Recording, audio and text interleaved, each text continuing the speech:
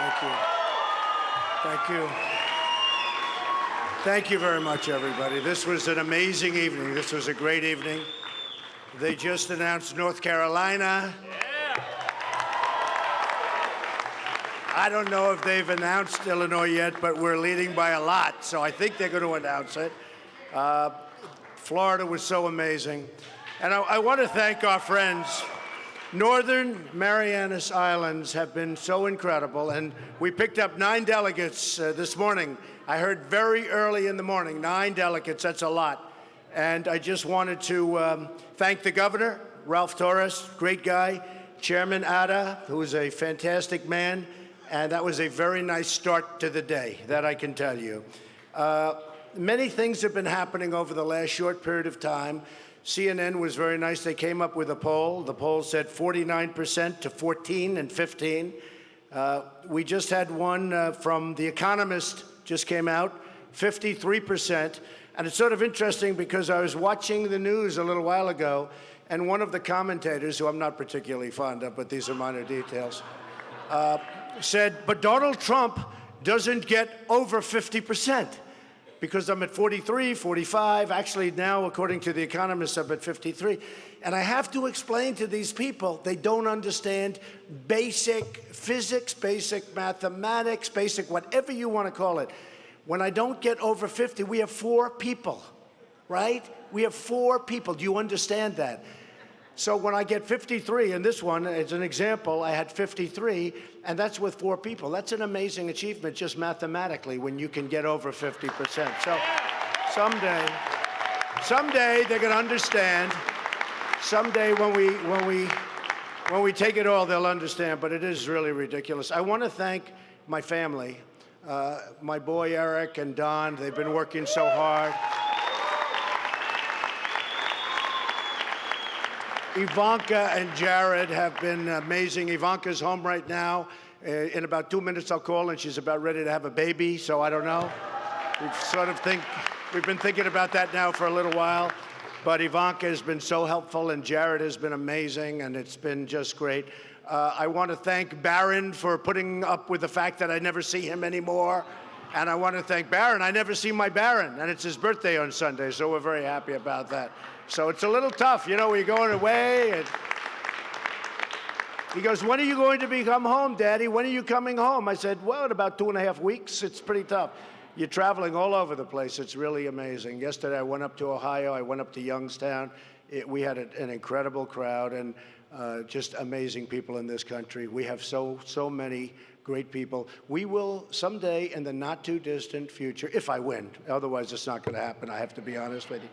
But Apple and all of these great companies will be making their product in the United States, not in China, Vietnam, and all of.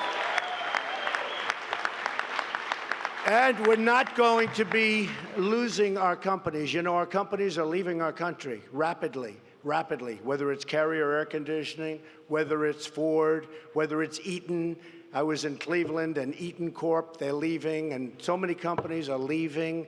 And frankly, I'm disgusted with it, and I'm tired of seeing it, and there's no reason for it. It's just gross incompetence at the highest level. We should not allow it to happen. Pfizer, great company, pharmaceutical company, they're going to Ireland, and there's so many more. You have corporate inversions. You have people can't get their money back into the country because the politicians can't get along. They can't make a deal. Everybody agrees, Democrat and Republican. Everybody agrees the money should come back. There's $2.5 trillion outside of this country. Everybody agrees that the money should be here, and the politicians for 3 years haven't been able to make a deal. And we could make a deal. There's an example of something that you could do if I sat down with a few of the senators, a few of the congressmen. You could make a deal on that in 10 minutes if you knew what you're doing, because everybody wants to do it. And companies are actually leaving our country to get their money, not only because our taxes are too high, which we're going to lower, by the way, but companies are leaving our country in order to go and get money that's their money, because there's no way of bringing it in. So we've got a long way to go. But I think at some point it's going to get done. This has been very exciting, this whole process. We started, I was one of 17 people, senators, governors. I've had such great support. Dr. Ben Carson the other day endorsed us, and great guy, wonderful man. And Chris Christie endorsed us. That was so incredible. And today, Pam Bondi came up and endorsed us. She was great, and she is a truly wonderful woman, and the job she's done in Florida is incredible. You know, so many. We've had such incredible support. Paul Ryan called me the other day, tremendous call. I spoke with Mitch McConnell today. We had a great conversation. The fact is, we have to bring our party together. We have to bring it together. We have something happening that actually makes the Republican Party probably the biggest political story anywhere in the world. Everybody's writing about it all over Europe, all over the world they're talking about it. Millions of people are coming in to vote. This was an example of it today. Many, many more people. I'm looking at the polling booths. I'm looking at different polling booths all around the country where it's up. And the lines are 4, 5, 6 blocks long. And one woman was in there for 40 years. She's been working the polls. And she said, we'd have 2 people here. We'd have 3 people. Now look at the line. And the line looked like it was, you know, long. It was really long. 5 deep and long. And it's just a different thing. We have a great opportunity. And the people that are voting are Democrats are coming in, independents are coming in, and very, very importantly, people that never voted before. It's an incredible thing.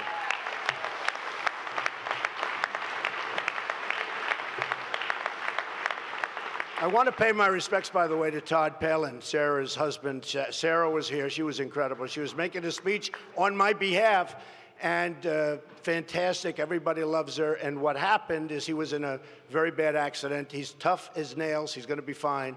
But I just want to pay my respects, by the way, to Todd and Sarah. So our theme, when we started, and Melania and I came down. Yeah, sit down, everybody, please. I mean, this is Mar-a-Lago. We give you seats. You don't have to stand. I'm looking at all these people.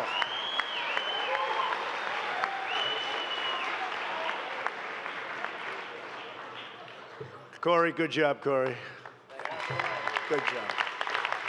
And Hope and our whole squad, right? So when this began, Melania and I said, got to do it. And she was so supportive, and she's been so supportive. It's been amazing. And we have to do it. We came down the escalator, and it was about trade, and it was about borders. And what happened is pretty quickly after that, and we shot right up. I shot right to the top of the polls, and have been leading in the polls almost from the beginning, without fail. We went up in June. Most people said, I'll never run. He's just going to have fun. He's having a good time. This isn't necessarily good. I mean, I'm having a good time. I'm having a very nice time. But you know what? I'm working very hard, and there is great anger. Believe me, there is great anger. One of the broadcasters was saying, is there anger? And I said to myself, I was supposed to say, no, there's not. We love the way things are working. We love the deal you made with Iran. It's wonderful. You give them $150 billion. We get nothing. We love all the deals. The trade deals are wonderful. You lose $500 billion a year with China. We lose $58 billion a year in terms of imbalance. It's a total imbalance. We don't make good deals anymore. We don't win anymore. As a country, we don't win anymore. And they asked, is there anger from your people? There seemed to be. And I said, there is anger. They're not angry people, but they want to see the country properly run. They want to see borders. They want to see good health care. They want to see things properly taken care of. They want our military rebuilt. Our military is in a very bad state. They want it rebuilt.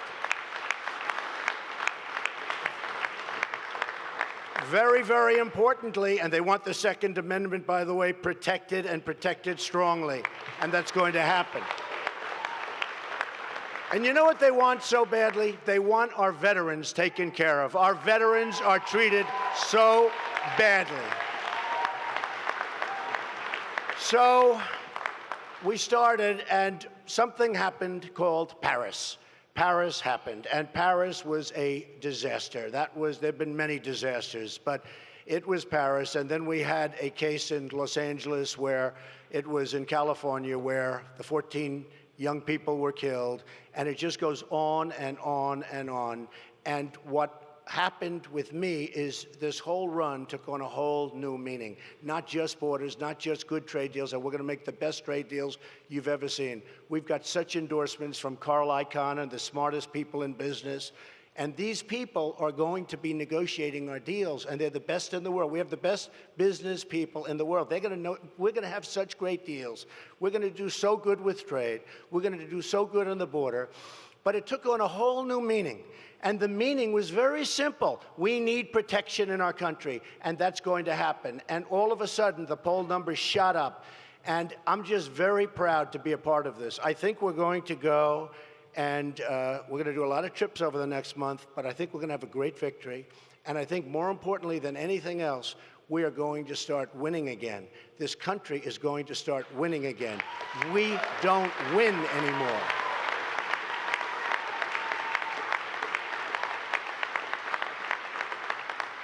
We don't win with our military. We can't beat ISIS. We're going to knock the hell out of them.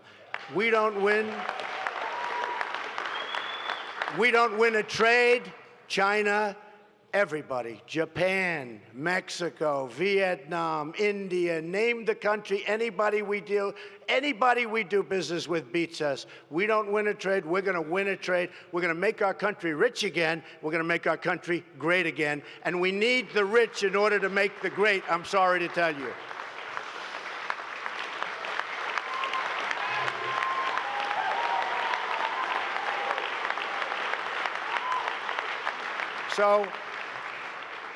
So I'm going forward. We had a fantastic evening. I would have never thought this could have happened. I guess we're waiting for one result, which possibly will be very successful also.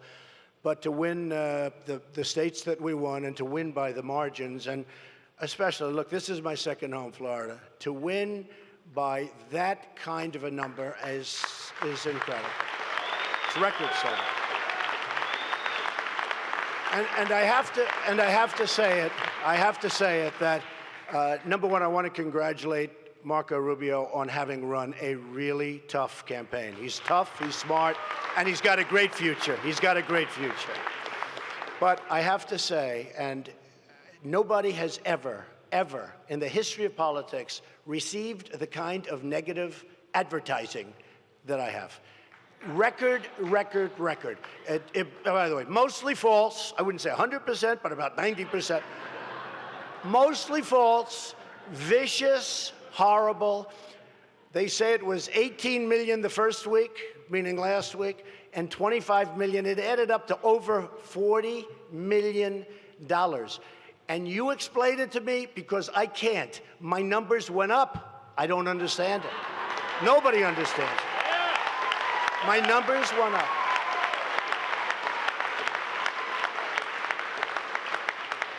I mean, it's been an interesting experience. Last week, Adam Scott won at Trump National Doral, won the big tournament, the World Championship of Golf. And Adam, who's a great guy, I guess a lot of you folks saw that, but I'm watching, and we have television screens all over, and we're down at this gorgeous green at Doral, and everything's working beautifully, and then a commercial comes on, the worst commercial, and I'm with these wonderful people from Cadillac and all these top executives, and I'm saying, look over there, look, don't watch it, you don't want to watch it. I'm saying, isn't the grass beautiful? Look, don't watch. And they came in waves, one after another, and it was brutal. And then Adam comes, and this handsome kid from Australia, one of the greatest golfers in the world, made an unbelievable shot on the 18th hole to win the tournament. He's a great champion, and we're giving him the award. And just before we break for a commercial, we'll be right back with our great champion from Australia, Adam Scott. And here's the commercial. And I said, no. And it was two of them. Oh, what a day that was. What a disaster. What a disaster.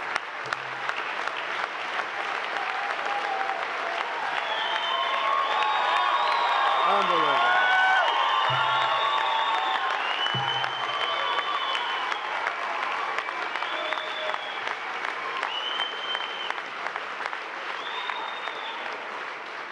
So again, I just want to congratulate everybody. This is a really interesting process. It's an amazing process. It's very tough, but it is by the end, if you get to the end, you can handle a lot of things, including pressure. That I can tell you, because there's nothing like it. Lies, deceit, viciousness, disgusting reporters, horrible people. Sure. Some are nice. Some are nice. Some really disgusting people back there, though, I have to tell you. And I just want to say we're going to go forward, and we're going to win. But more importantly, we're going to win for the country. We're going to win, win, win, and we're not stopping. We're going to have great victories for our country. Thank you very much, everybody. Thank you. Thank you.